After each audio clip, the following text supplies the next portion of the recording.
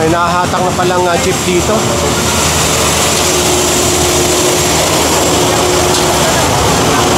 Meron na rin sa unahan. So magandang umaga sa inyong lahat. Ngayon ay November 20, 2025 at sa oras na 9:30 ng umaga. Nandito ngayon ang Special Operations Group ng MMDA sa pamumuno ni Sir Gabriel Go dito sa may FB Harrison at sakop ng Pasay. Pagka diniretso ito, labas ito ng Pablo Ocampo or papunta ng Maynila.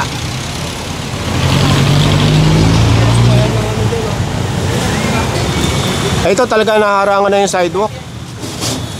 So ayon sa MMDA, lilinisin ito or tatanggalin itong nakaharang dito para madaanan. Sakop na nila yung sidewalk. Ito, ginawa ng extension ng hanapbuhay yung sidewalk mismo. Hello, good morning. Oh, dito ka ano, nagpapagawa. Tulak eh. Hanginan na lang po. Okay.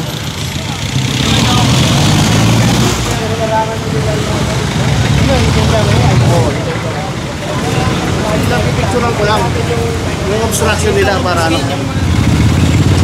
So ang gagawin ng scope, dinikita ng environmental ito at lilinisin.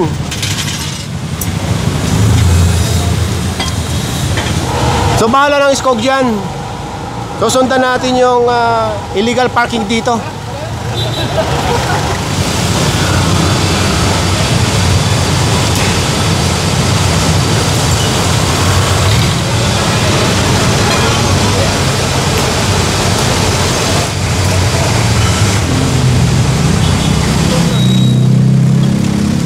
Inaantay na lang ang ID.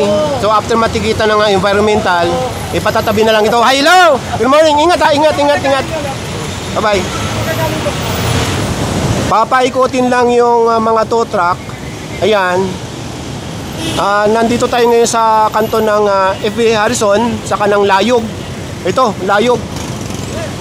At itong Layog Street ay isa rin sa mga kinocomplain regarding sa mga illegal parking. Dahil ito ay one way, doon lulusot yung tow truck sa kabila. Magmula doon sa pinanggalingan natin sa may kanto ng Layog sa kanang FB Harrison sa kabilang dulo. Ayan yung nakikita nyong busy road na yan ang Ruas Boulevard. At isa ito sa mga nirereklamo. Merong dalawang basketball court kung makikita nyo. At sa tabi mismo ng dalawang basketball court, isa rin to sa mga napicturean sa complaint, yung mga naka-illegal parking dito or yung mga naka-park na mga sasakyan. Ayun, tinatabi na yung basketball court. Dahil hindi kakasya sa truck ng scope. Dalawa ito eh. So ang matitikitan, ayun, andyan na yung driver. Yung mga hindi makakaabot na lumabas, yung driver o may-ari, mahahatak. Ito yung isang basketball court. So andito yung mga taga-Pasay, nag-a-assist sa atin. At sila nakakaalam kung anong mga hahatakin dito. Itong sasakyan na ito, nahahatakin at yung hinahatak niya, nakapark dito sa pinakakanto. At yung pinakahulihan ng sasakyan, nakaharang na dyan sa service road. Siyang unang nahatak para naman mag-flow yung traffic dito dahil nakalabas yung puwitan.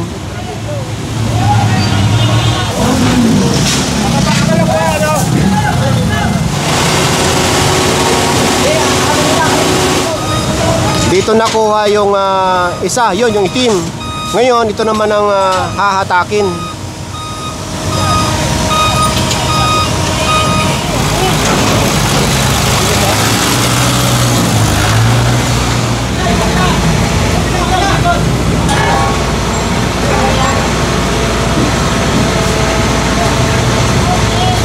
So ito lang yung nakalibre. Dahil andyan yung driver bago umabot sa 5 minutong konsiderasyon. Galing mo!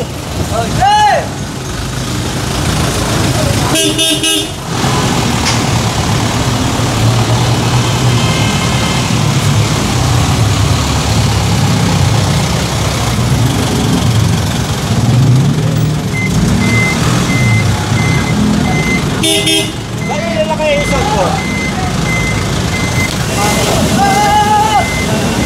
Yan!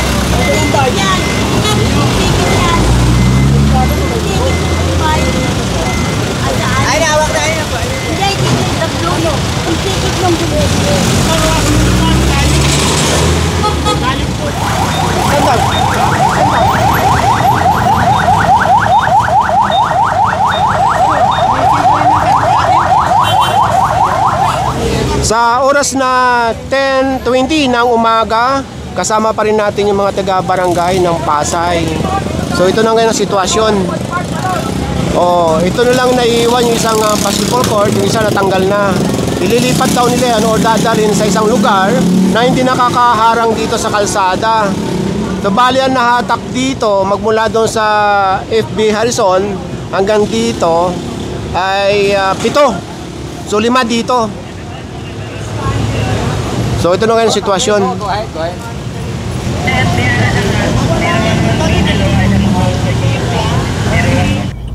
After natin sa may FB Harrison sa kanang Layog, dito na tayo sa kabila. Dito naman sa may Dominga at sakop pa rin ng Pasay. So lahat ng mga dadaanan dito, ito na, tinitikita na ng enforcer.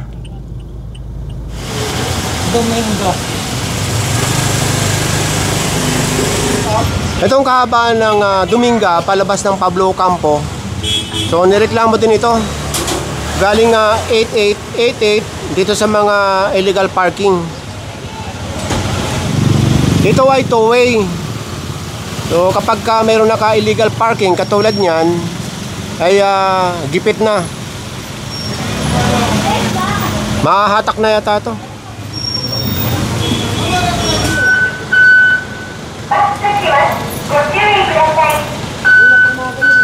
Ang cute naman ni Kuya, sumigaw ng dada ko. Kaway!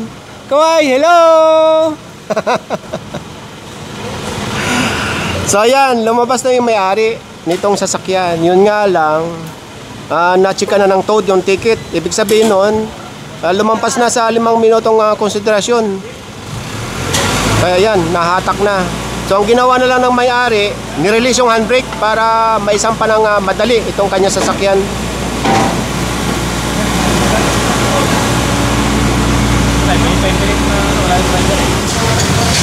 Sasama na lang daw yung may-ari dito. Okay, tara.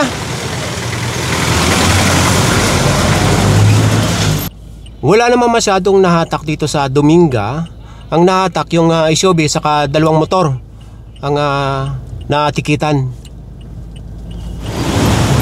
After natin sa may Layog, Dominga at sakop ng Pasay, nasa Pasay pa rin tayo dahil kulay pink. Lagi merong natitikitan dito at may nahatak dito sa may Beldera. Bago na ito, wala ito dati Ito pala nakikita natin dito noon.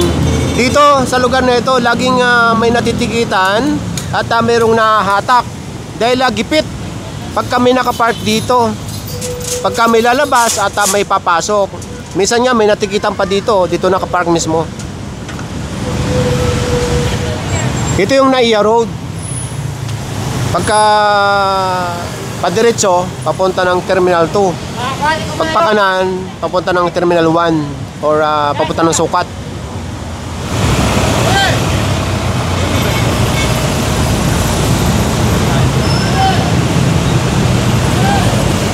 Nandito tayo sa may Andros Avenue at sako pa rin ng Pasay. Nadaanan itong mga sasakyan na nakapark dito sa Emergency Bay. At ito, may iniwan pa dito. Mahahatak na yata. So ito na yung driver ng isang kotse, pero natikitan na. Ito lang isa ang mahahatak dahil ginawang parkingan itong Emergency Bay. Mayroon din pala ito sa kabila. Dumating na yung may-ari ng hahataking sasakyan, pero huli na. May kita 5 minuto na kakalipas at mahahatak na. So sa mga hindi pa nakakaalam, itong Emergency Bay ay hindi parkingan talaga. Ginagamit lang ito. Halimbawa, medyo nasiraan na yung sasakyan. Ayan, pwede magtambay sandali dyan habang ginagawa. Yung halimbawa nga may tatawagan sa cellphone, pwede yan, dyan muna. So hindi ito parkingan. So ayan, mahahatak na. Nandito pa rin tayo sa pinakagitna ng ng Nayax. At magmula doon sa hinatak na sasakyan sa may Emergency Bay, mayroon din dito hahatakin. Nasa halos tapat na tayo ng Airport Terminal 3. Ayan. At pag pinaning natin ang camera doon sa kabilang side, may hatakin ding jeep. Ayun, nahatak na pala.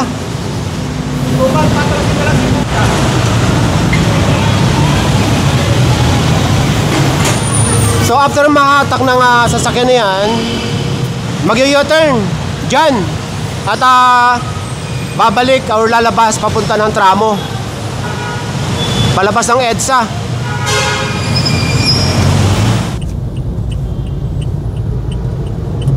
So nakapag-u-turn na tayo. Papunta na tayo ng tramo.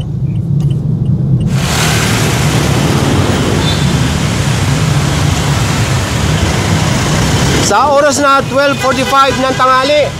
So nandito na tayo sa tramo, sa ilalim ng tulay. At mayroon ng tinitikitan dito. At yung van na yan, pagka wala pa yung may-ari, mahahatak yan. Papalabas ito ng EDSA. Tara, doon tayo sa unahan. Uy, saan galing ito? Oh. U-turn yan? Dati hindi, ito mga natutulog dito sa gitna. Oo nga. Dati wala yan dito. So ito, habang papalabas tayo sa EDSA, ipakita ko lang sa inyo itong ilalim ng tulay. Sa ngayon, dati wala yung mga iyan. Tapos may truck dito, may hinahatak sa unahan.